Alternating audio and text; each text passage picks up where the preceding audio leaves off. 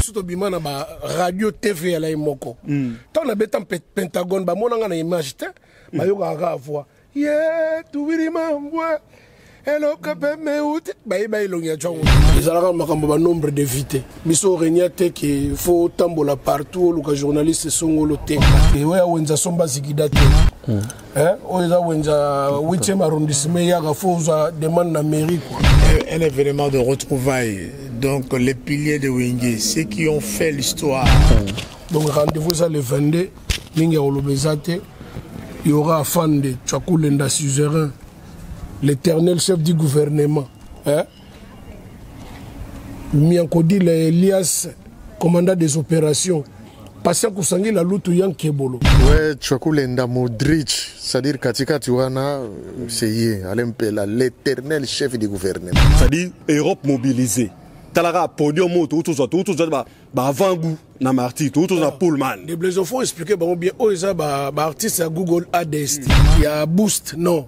Biso bima makambo wana ya lagati. Lela dani nanga. Lela daniko.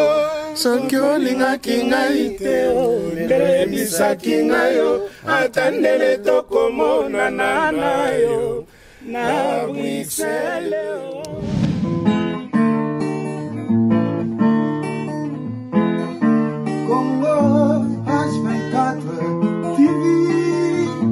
Information qui toque, musique, politique, théâtre, pays divers, abonnez-vous.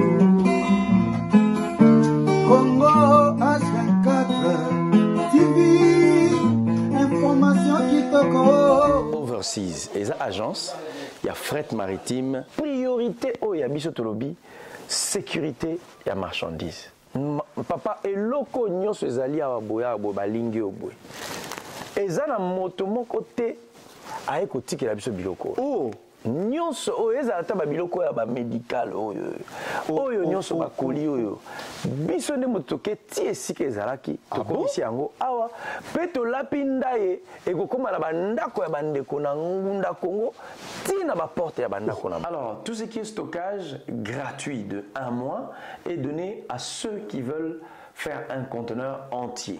Après l'ouverture de dossier, lui qui veut que son véhicule soit de l'autre côté de la planète, quand on parle de porte à porte, c'est nous vous prenons en charge, aussi bien même pour l'identification des véhicules. Donc quand vous arrivez, clé en main, vous démarrez, vous commencez à rouler. Quand nous précisons nous prenons en charge, prendre en charge, c'est non seulement de la marchandise, mais aussi de l'administration, c'est-à-dire la déclaration douanière, de l'exportation, de la déclaration des biens et des marchandises, à la sortie et à l'arrivée, nous faisons aussi les dédouanements pour... Vous des stars en direct de Paname. Un grand événement, c'est-à-dire Ndetolo Barano Komet Yarosamba Ezati. C'est bien votre un des serviteurs de Blaizo en direct de Paname.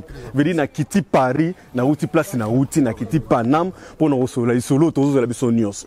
Le 22 juillet. Papa, maman, moi on a place aux alliés. Le solongo cotigé, le solongo coti makambo, le solongo coti, moi bah plus bani Yarosamba Kout Ezati. Bindo tout partout aller héroïne dans Paname le 22 juillet. Les renommés, le faiseur de l'histoire, ceux qui ont écrit l'histoire de la musique, ceux qui ont laissé les empreintes, ils nous donnent rendez-vous le 22 juillet. Je vous déballe l'emballage. Non comment, venez avec moi. Nous allons tous ensemble découvrir les as de l'ambiance. Les gens qui ont écrit l'histoire, ceux qui ont laissé les empreintes. Bana King, Bana Poto Mobimba, Bana Europe.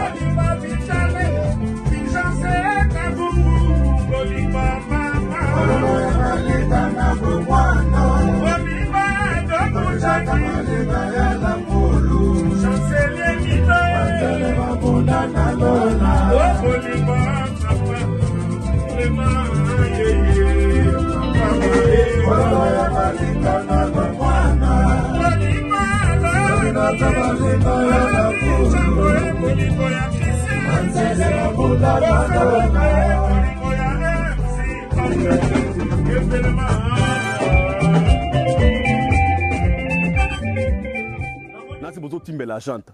Alo barana ete moko na bango. Mais asala ma solo. Atika ba empreinte. Abini sarabiso tilelo. Mutema mabeze na jowana. Asala lengi atika kina vana nae. Babe ngage number 1 ka Lukemba. L'homme de Ndombolo. Ya osambe ezati. Et bon les médiateurs. Kroos plus Modric, Alain Pela Chouakou. Il part na Flandre. Le 22 juillet, tout ça naïe. A compas, Yagou Sangila, bon le grand cadre, Azali, mais naïe li solongo zao. Banakin, bana potobino mobotala, bana robino mobotala. Surprise ni bozo mona wana. Surprise ni bozo mona wana. Nga nazo mona les suzerains. Nazo mona Kaluke number 1, l'homme de Ndombolo. Les plus secrets timides, ya lutu kusangila. Titi nazap, les temps garaka. Les solo zawa, banakin, banapoto, bana monde entier. Rendez-vous le 22 juillet. Mais tout kaba ast, tout kaba faiseur. Les gens qui ont écrit l'histoire, les gens qui ont laissé les empreintes, les gens qui nous font danser, les gens qui ont caressé cette culture que nous valorisons aujourd'hui, les patrimoines universels, la rumba, accompagnés de Ndombolo. Ils sont là. Ensemble, ils vont nous dire un mot. Ils vont confirmer cette adresse. Ils vont confirmer ces rendez-vous que je vous ai donnés, que je nous ai donnés pour le 22 juillet. Ils sont là. Je les invite pour vous, pour qu'ils nous confirment.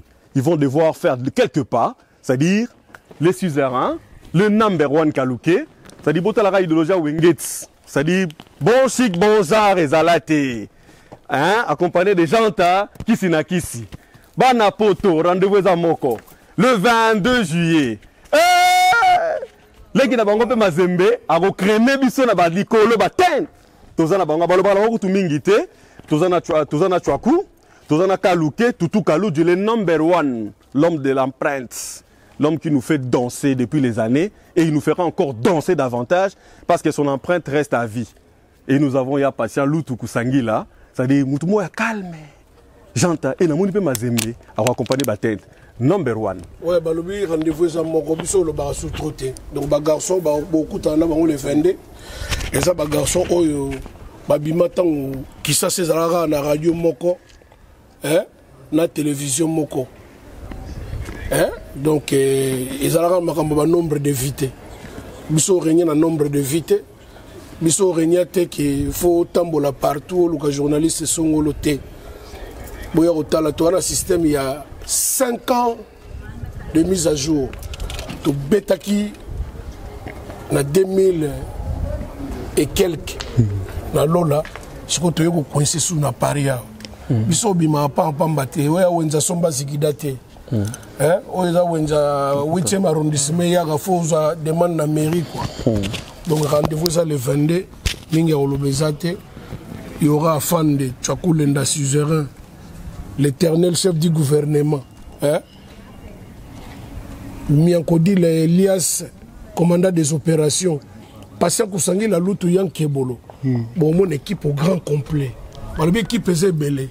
Balbi na Real de Madrid. Ataba Benzema Bali. Les bancs est toujours garnis. Donc ouais. Donc place les hommes, l'espace, il est là pour tout le monde. On est ensemble, rendez-vous le 22. Le 22 juillet, ne ratez pas cette occasion. C'est une date à retenir. Beaucoup comme on a agenda.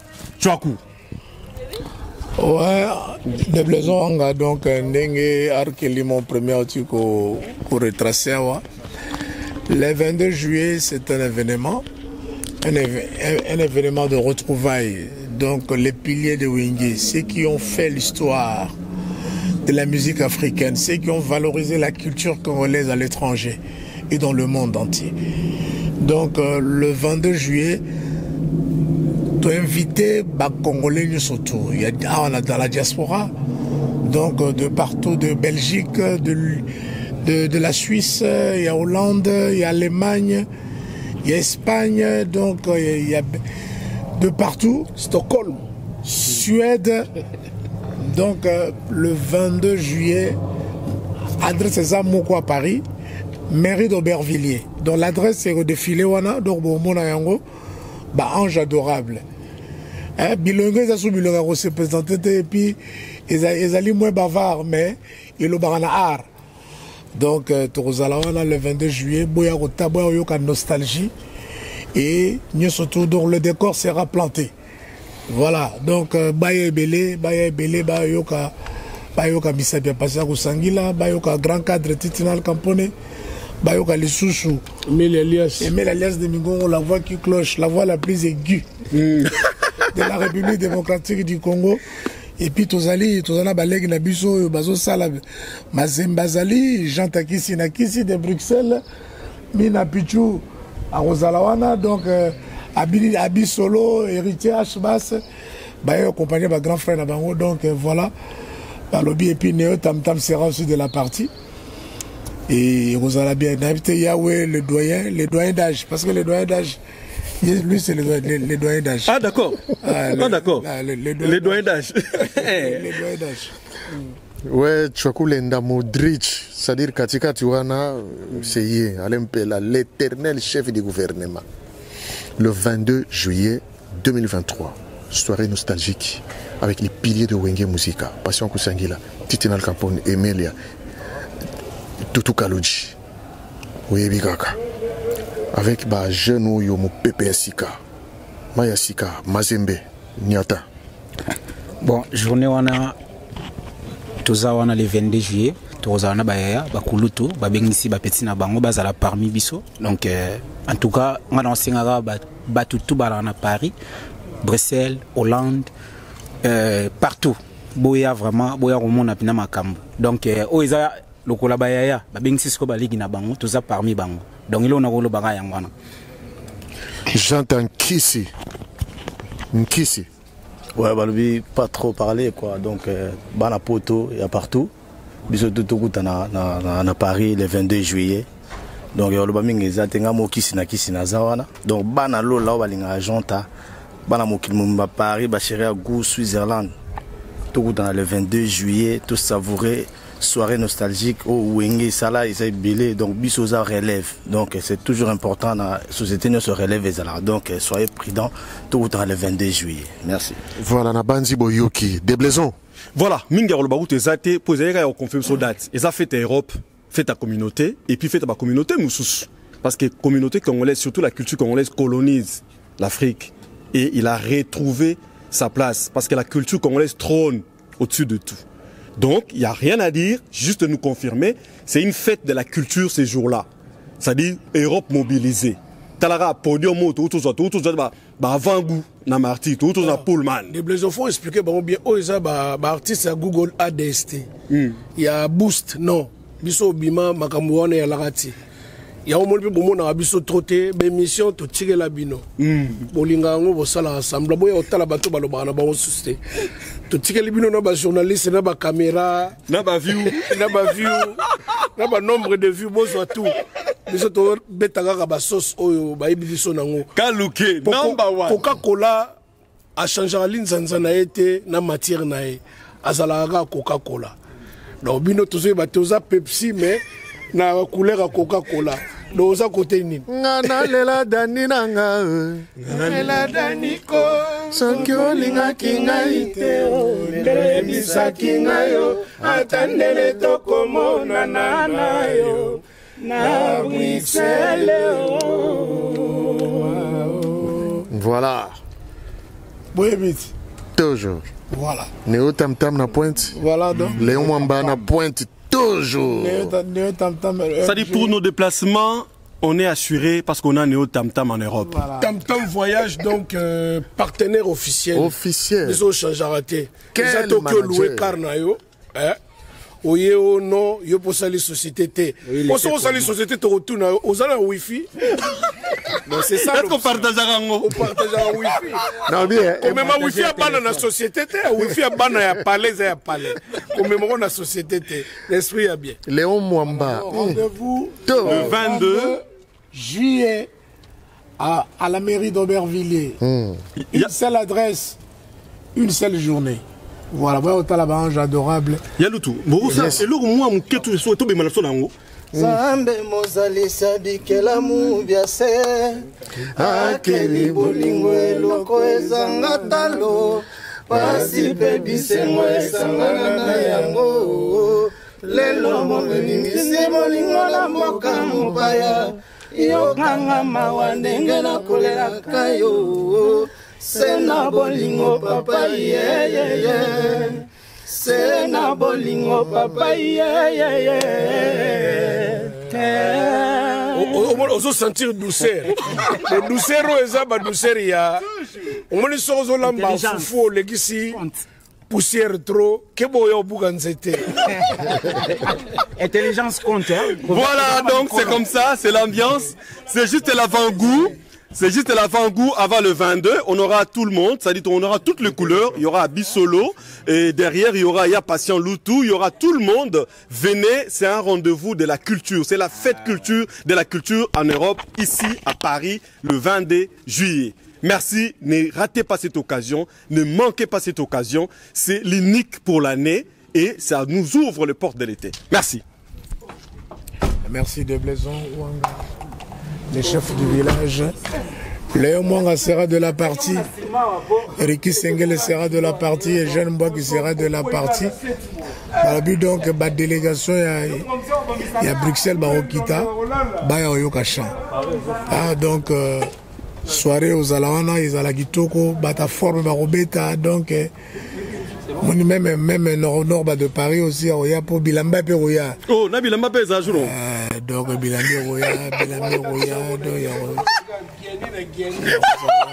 Non mais on a zo menacé déjà kuna. Donc ils ont ma belle jour rango. Non mais on a zo menacé. Yo mutaforme keba. Auta Flandre mais akoya Panama po le 22 on est à Madrid. Non, tu discuter pour le plan vestimentaire. Vraiment. Pour Wengen même terrain dans l'idéologie ba manette, ba idéologie que Joe faut moi lunettes car, ba momi ba ebele forme. Pour groupe ebima na makambo ya que non, ba ya ba lati bango tundenge moko ya tozolo ba to yebité. pour que va te roya to robi on a Jacques Mus. Number one. Pour bien on me ça la yoji ya mamoto. Ba babe roya ba Jacques Mus. Tout ça non maroyemba après tu siéger pendant donc moi conférence moro ya biso moro donc conseil de sages pour la plan vestimentaire.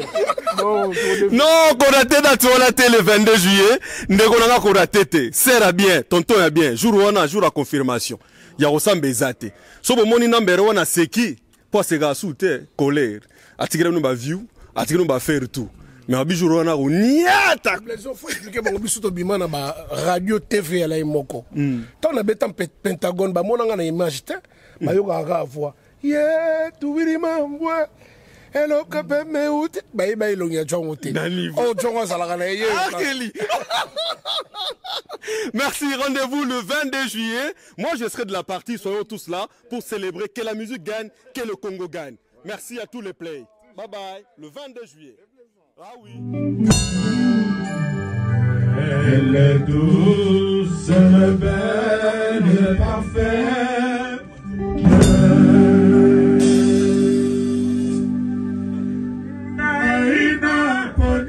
Fifi sola,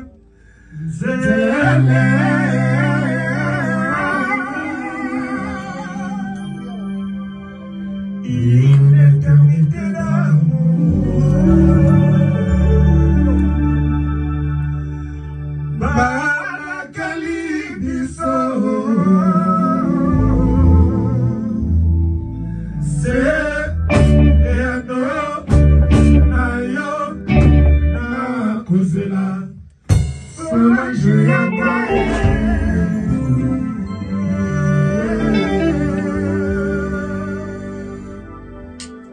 if it's all Lisa.